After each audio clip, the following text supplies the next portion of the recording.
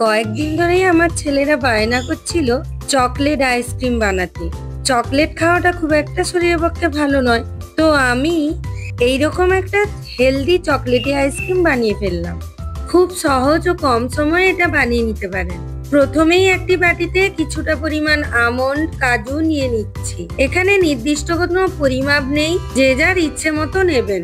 আমি এখানে হাফ কাপের কাছাকাছি নিয়েছি। কিছুটা পরিমাণ মাখনা নিয়ে নিলাম। মাখনা কিন্তু ডায়েটের পক্ষে খুব ভালো।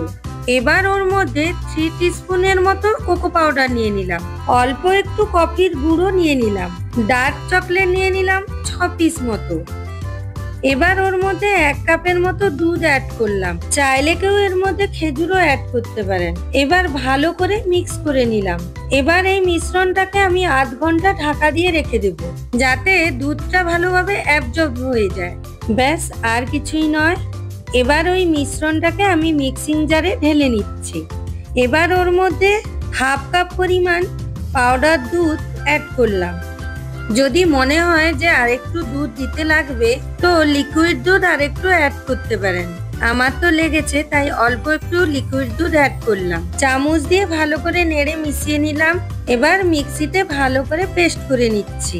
এবার এই ঘন মিশ্রণটা একটা এয়ারটাইট কন্টেনারে ঢেলে নিলাম।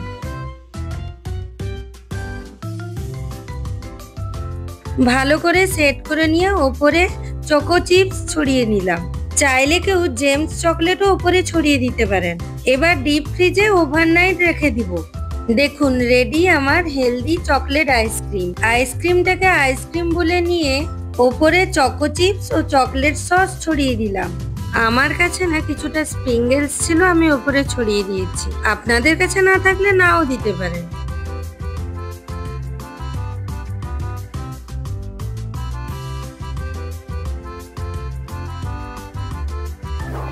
আমার চ্যানেলটিকে লাইক, শেয়ার, সাবস্ক্রাইব ও ফলো করুন।